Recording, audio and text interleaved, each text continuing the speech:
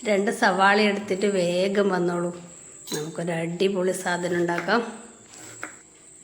സവാള തൊലിയൊക്കെ കളഞ്ഞ് വൃത്തിയാക്കി കട്ട് ചെയ്തെടുക്കുക. അധികം നേർങ്ങനെ വേണ്ട, കുറച്ച് തടിപ്പുള്ള കഷ്ണങ്ങളായിക്കോട്ടും. അതിനകത്ത് 3-4 പച്ചമുളക്, 1.5 സ്പൂൺ ഉപ്പ്, 1 തവി വിനാഗിരി എന്നിവ ഒഴിച്ച് നന്നായി ഒന്ന് ഞെരടി വെക്കുക. ഉള്ളിൻ്റെ ആ ഒരു ടഫ്നെസ് എല്ലാം പോകാൻ വേണ്ടി ഒന്ന് ഞെരടി വെക്കുക.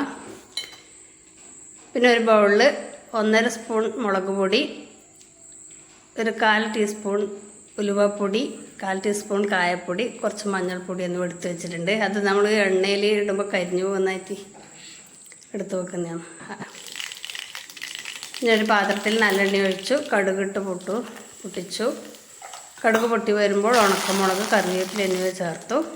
നമ്മൾ എടുത്ത് വെച്ച പൊടികൾ ഓരോന്നായി ചേർക്കുമ്പോൾ കരിഞ്ഞു പോകുന്നതായിട്ട് ഞാൻ ഒന്നിച്ചെടുത്ത് വെച്ചാണ്. എല്ലാം കൂടി മിക്സ് ചെയ്ത് നമ്മുടെ സവാളയിലേക്ക് ചേർത്ത് കൊടുക്കുക. ഒരു പ്രാവശ്യമെങ്കിലും ഇതൊന്ന് ട്രൈ ചെയ്ത് നോക്കണം. എന്നിട്ട് നിങ്ങളുടെ അഭിപ്രായം കമൻറ്റ് ചെയ്യണം. സൂപ്പർ ടേസ്റ്റാണ്. എത്ര പെട്ടെന്ന് ഉണ്ടാക്കി നോക്കിയാട്ടെ. ഉണ്ടാക്കി വെച്ചിട്ട് അത് ഒരു ദിവസം കഴിഞ്ഞ് ഉപയോഗിക്കുമ്പോൾ നല്ല ടേസ്റ്റാണ്. ഉള്ളിയെല്ലാം ഒന്ന് വാടി വരുമ്പോൾ ട്രൈ ചെയ്ത് നോക്കണം. നിങ്ങളുടെ ഫീഡ്ബാക്ക് അറിയിക്കണം. ലൈക്ക് ചെയ്യാനും സബ്സ്ക്രൈബ് ചെയ്യാനും മറക്കല്ലേ. Thank you.